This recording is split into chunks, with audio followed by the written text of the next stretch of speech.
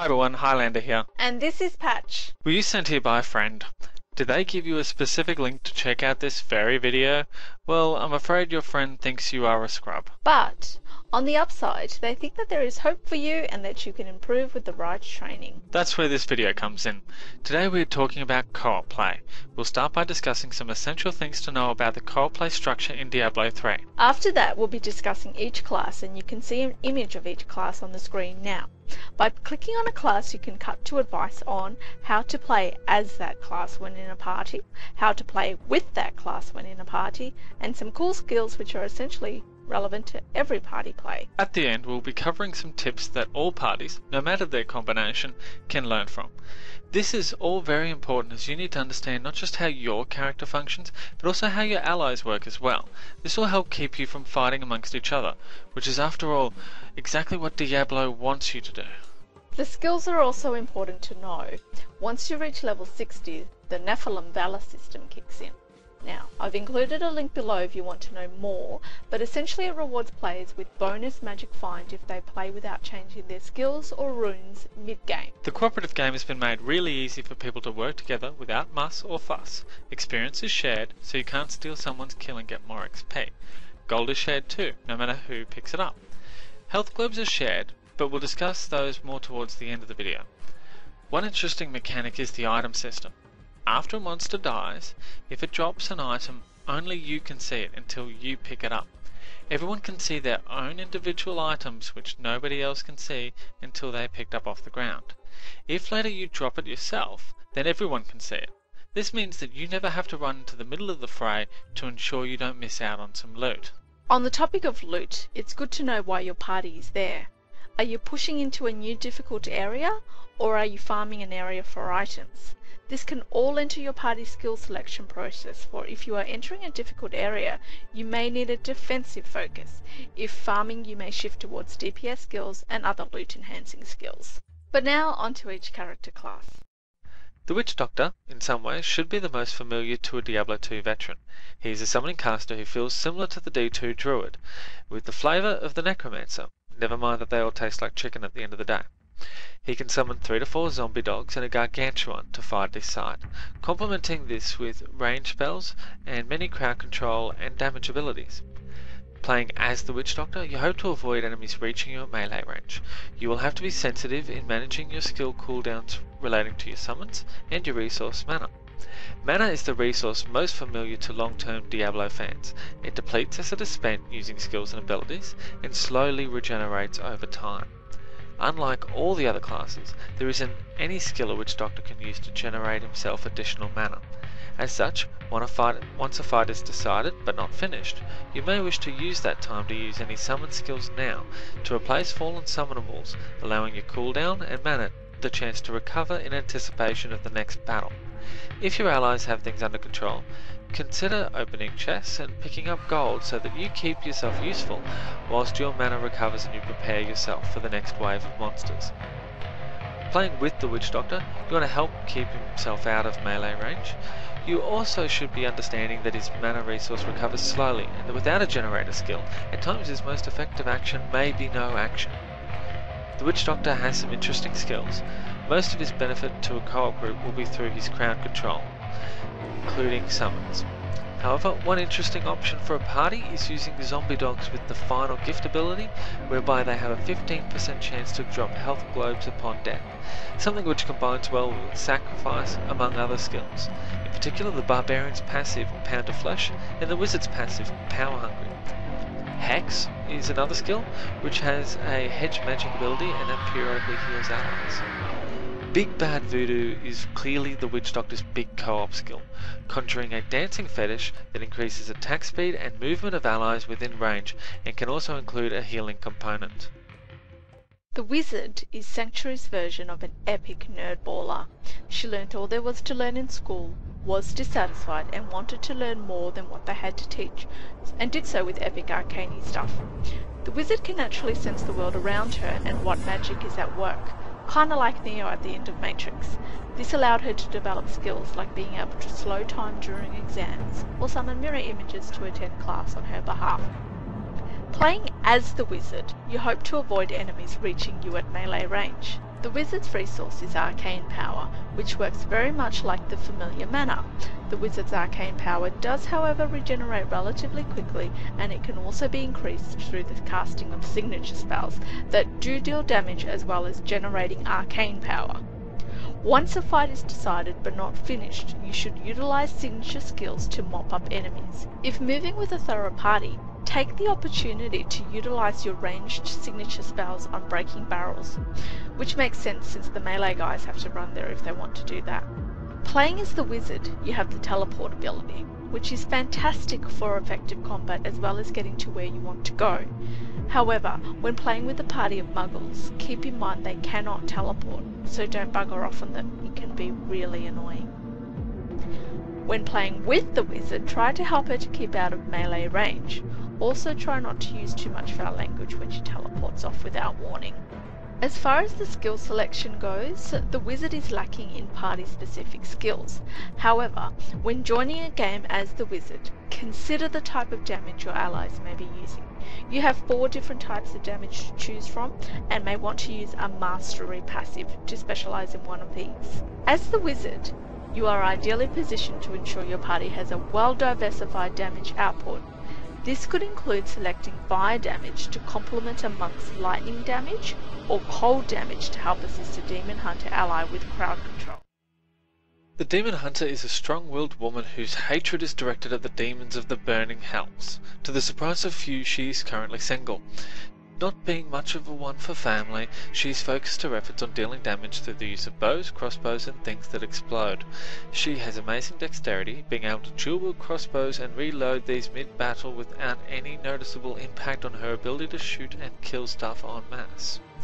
Playing as the Demon Hunter, you hope to avoid enemies reaching you at melee range. The Demon Hunter must manage 2 types of resources throughout play: Hatred, which regenerates quickly over time and can be increased through hatred generation skills, and Discipline, which generates slowly over time.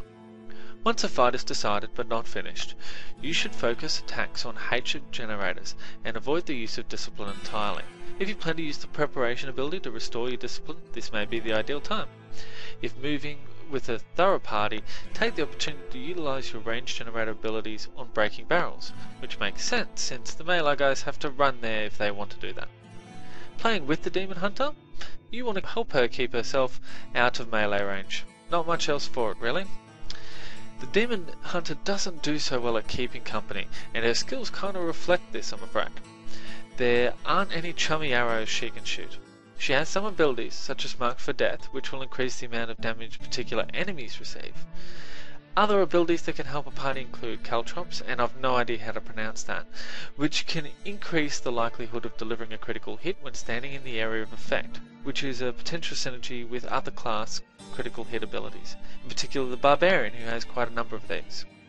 Sentry is probably the most significant co-op skill, however, as it can be set up not to just shoot at stuff, but to also heal nearby allies or to reduce damage received by allies within range.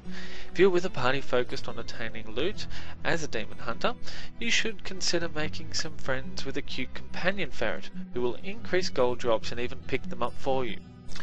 Whilst the gold may not keep the Demon Hunter warm at night, the ferret hopefully will, as I don't see anyone else going that way. The monk is your typical bald fella with a stick, except that when he shakes his fist you might bleed, then explode for 220% weapon damage. He is an awesome melee martial artist who may, behind that beard, bear just one more fist. In addition to ass kicking, the monk can cite a mantra which buffs himself and his allies, potentially making him the most team-oriented class of all. Playing as the monk, you generate spirit, with spirit generating attacks and spend it with spirit spending attacks. Spirit is not affected by time, neither regenerating nor depleting over time. The monk, similar to the Diablo II assassin, can perform combos such as Fists of Thunder. These abilities unleash additional damage every 3rd strike, so careful, skillful play is required to maximize the potential of this class. Playing as the monk, you need to manage your spirit and your combos effectively.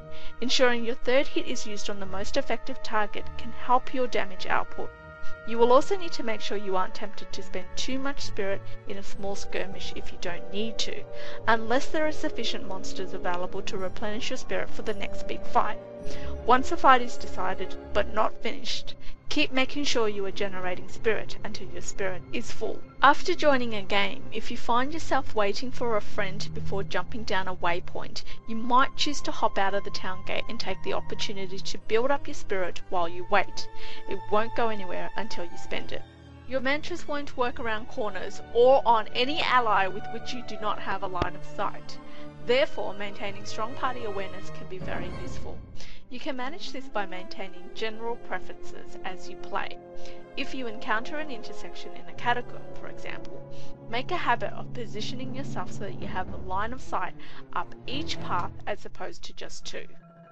Playing with the monk, you want to help maintain your line of sight with him and keep close enough to maintain the benefit of the mantra and other beneficial skills like Breath of Heaven, which heals allies in a 12-yard radius. Being predictable in play can help him help you. The monk has an array of skills which are helpful to both himself and his allies. The mantra abilities as well as the defensive skills including Breath of Heaven, Inner Sanctuary and Serenity when using a Tranquility rune is potentially very valuable to effectively block attacks for your entire party. Again, strong party awareness on all counts will be the key here. The mantras include Mantra of Evasion, increasing chance to dodge, Mantra of Retribution, granting you and allies a Thorns effect which could combo very well with a Witch Doctor summons, Mantra of Healing as well as Mantra of Conviction which buffs damage output. If your party is in a comfortable area and is fickle, being concerned with worldly possessions, and by that I mean elite items, then consider using the Mantra of Evasion with the Wind Through the Reeds ability, increasing party movement speed by 5%. You might be surprised by the efficiency gains made by increasing run speed. The Barbarian is a gigantic hulk of a man whose ideal pastime is cleaving opponents in twain. Yes, in twain. He may also appear as a gigantic hulk of a woman who looks as if she works part-time as a female prison guard. Not a pretty lass.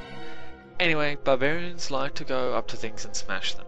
Not known for their intellect, they are master grunters and often shout unintelligibly. Whilst the Barbarian class is the only carryover from Diablo II, his skill resource system is vastly different from anything we've seen before. Fury, as it is known, is the only resource which naturally depletes over time. It only increases when the Barbarian deals damage, receives damage, or uses a Fury generator ability. Playing as the Barbarian, you typically want to maintain fast play so that your Fury is maintained and not simply depleted over time. To help to this end, once a fight is decided but not finished, ensure you personally keep dealing damage with Fury generating abilities until the last enemy falls. Don't stress if your allies have stopped to pick up gold or the like, they know you need to carry over your Fury to the next battle. You need to always strike a balance, of course, and don't forget that whilst your resources deplete over time, your allies are recovering theirs. Playing with the Barbarian, you need to try and keep up with their pace, which may be a bit different to what you were used to. Once a fight is decided, but not finished, try and sit back and let the Barbarian finish the remaining enemies. Just make sure you remain useful, by casting crowd control skills if you have the ample resources, or opening chests, collecting gold, and otherwise getting ready to move to the next area the moment he is done. The Barbarian's premier co-op skill is Warcry, which increases the armor of allies at the base level and has some other cool rune effects. If playing with a party whose main objective is getting loot, you should definitely consider adding Threatening Shouts to your arsenal. It reduces the damage dealt by enemies, but also has the Grim Harvest rune effect of increasing the chance to drop treasure by a significant 15%. Both these are complemented by the passive Inspiring Presence to boot, and all of which will make you many friends online on Battle.net. Finally, just to address some key points about playstyle, of course there are the basics like melee characters in the front, range classes in the back. However, even this can be pushed a little further. If playing as a melee class, you can try and forget your job is to smash stuff, and try taking on the view that you're only there to protect your ranged friend. There may be no reason for you to charge into a pack of zombies if an ally will have shot them all from a distance before they reach range. Another critical point is health globes. Health globes will heal your whole party but can be few and far between when you really need them.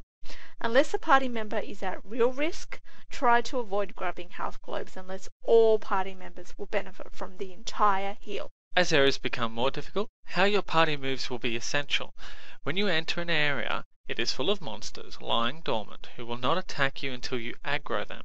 That is, trigger their reactions by causing them damage or walking within their view. A party that moves closely together will aggro fewer monsters at a time, reducing the likelihood of unmanageable surprises. On the same note, if you do need to run, run back the way you came and never the other way. It just doesn't end well. That's all for this video. We've made this video so that you can share it. For me, I intend to make this video required reading for current and future comrades at arms. I suggest you do the same. If you found this video helpful and you think it should get noticed more, or you just like the sound of Highlander's dulcet tones, hit the like button as that helps. You can show us support and get updates on the latest by subscribing to the channel. Thanks for watching and best of luck! Moo!